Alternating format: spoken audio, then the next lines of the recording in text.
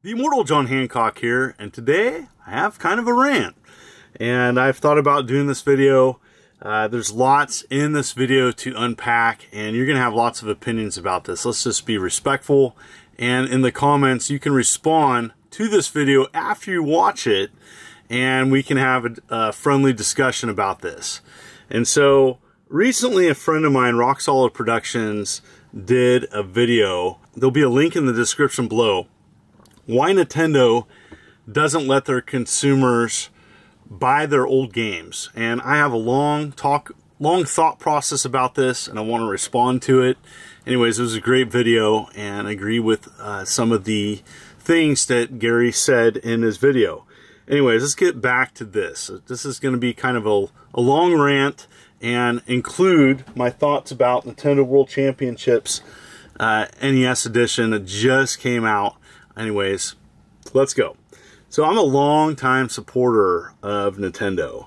I've been collecting and playing Nintendo games since, really the Game & Watch era. I remember having the Super Mario Brothers Game & Watch going way back before the NES. Got the NES around 87 in my family, and have purchased every major console that Nintendo's done.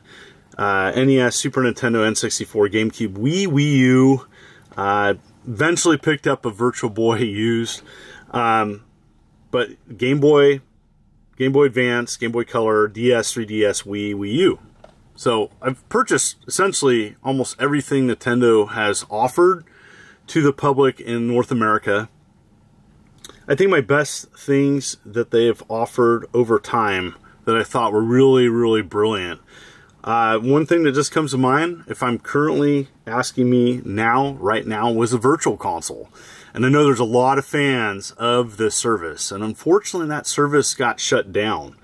What the virtual console was essentially its own kind of digital store where you could individually purchase not just Nintendo stuff, but stuff from Sega, TurboGrafx even. They had a wide range of games that you could purchase. Really love that service because it was like the best of both worlds. You could, on a Nintendo console, legally download a game and play it on a Nintendo console. 3DS, Wii, and Wii U had this service. Just brilliant. Just absolutely loved that service. It was just awesome. Now, Nintendo has decided to move in a different direction, but not necessarily completely. This is where it gets kind of weird. Okay, Nintendo has a crazy rich history, and they have dabbled with a collection on the Nintendo Switch. And hey, remember this? This was a great idea. I liked it. I picked it up, purchased it.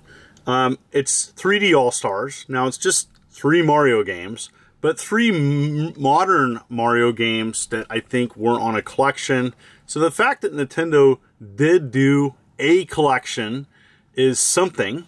So they're not against it completely. I think they're just against it.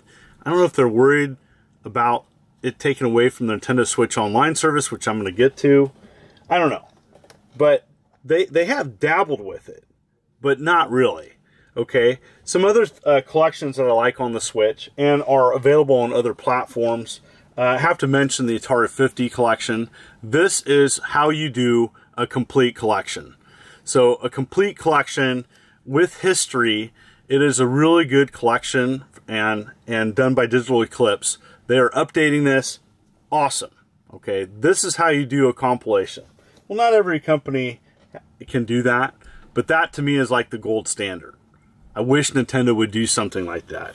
Okay, you have the Turtles collection, where if you play on offline, it's fine. You have the Sega Genesis Classics.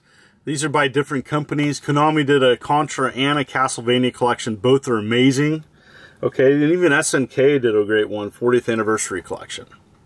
Anyways, I could go on and on. Those are just some of the classic collections that are offline that are brilliant, are great to play.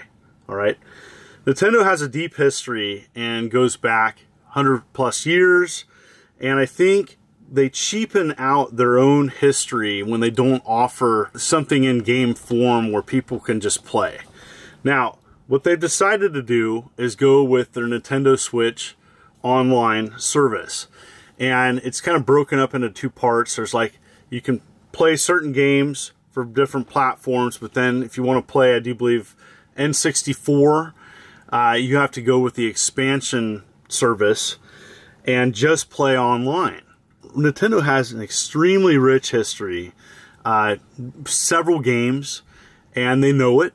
They know it because there's things in this product, which I'm going to get to, which they know their own history, but I don't know why they don't want to celebrate it in a less of a cheapened way. Because that's what I think of the Nintendo Switch Online service. I think it's convenient.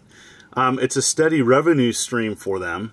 But I think it's missing an opportunity for many people that just want to download and play their games. And whatever Nintendo's decision to not go that route, and let's talk about their competitors, okay? Both PlayStation and Xbox, they offer subscription services, and you're going to have opinions about those services. They offer that service. They offer that service, but they also offer the ability to download individual games. And the prices range. I think Sony and Xbox both offer a wide range of their backlog library. And you can do that. You can do that on their modern platforms that still have their digital marketplace up. Okay? I think that's awesome. It's giving an option for people that either don't want to own games and just do a subscription service, or download games and play them that way. The problem is, it's kind of twofold, because I think Nintendo has such an amazing backlog of games. Not offering it, I think, is a missed opportunity. And let's talk about this. So this just came out, celebrating some of their history. You know, this is kind of an interesting product, because essentially it's taking classic Nintendo games and offering kind of a bite-sized speed run and a little bit more competition. I like it. First and foremost, I like the game. I enjoyed the game. I bought the deluxe version of it. Got it late. That's why I didn't show it earlier. Came late from Best Buy. I think this is probably a better product, and this goes back to Wii U. This offered some more games. This is a better collectible. I think I enjoyed this a little bit more. There's also a 3DS version that was great. But at the end of the day, both of them, I wish, offered the actual games to play that they're honoring and celebrating in this collection. I really enjoy kind of the bite-sized game aspects of that, but it's a missed opportunity for me for not offering.